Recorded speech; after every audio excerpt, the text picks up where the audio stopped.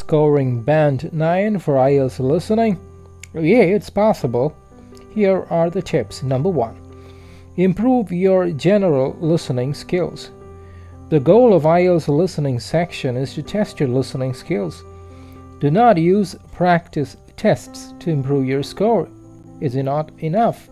They'll help you to become familiar with the test though, but won't much improve your listening abilities.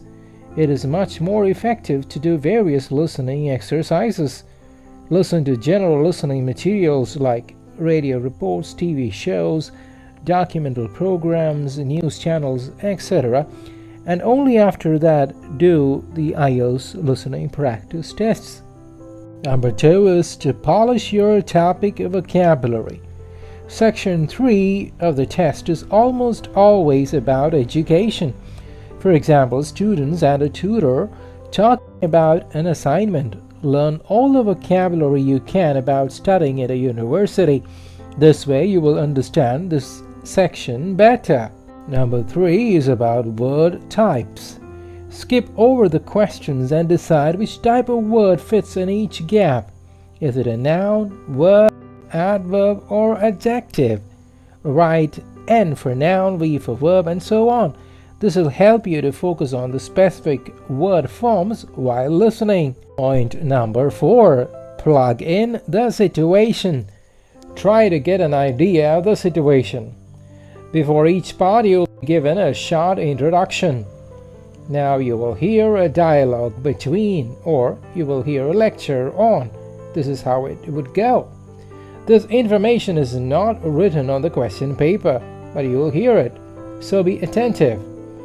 Note who are the speakers, why are they speaking, and where are they. This will make understanding the rest of the recording much easier.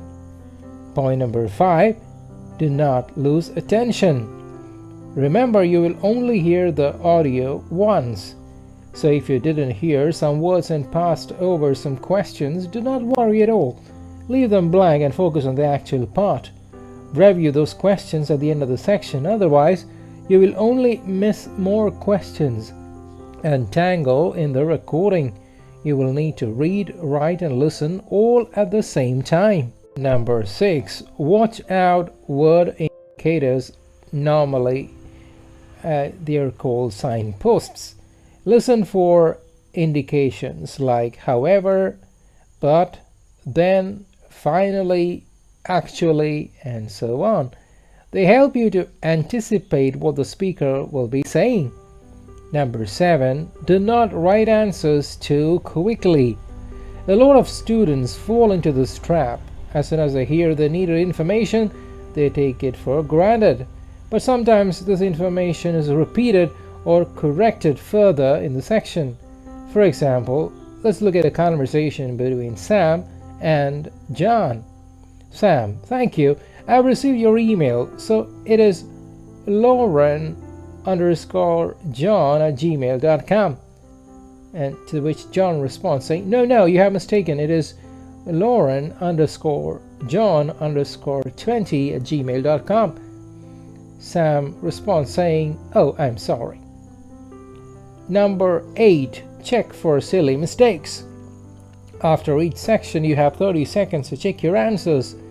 It is important to check spelling, plurals, and word forms. Remember that only correctly written answers will gain points. Number 9. Transfer answers accurately. At the end of the listening test, you will have 10 minutes for transferring your answers into the answer sheet. And quite often, students get confused in the enumeration. As you write down your answers, check that they fit into the correct numbered space. In other words, make sure that answer for question 7 goes into space number 7. And finally, point number 10, do not leave any blank answers. You won't lose marks for incorrect answers. So even if you don't know the answer, it is better to write something in the answer box. Read the question again and make a guess. All the best.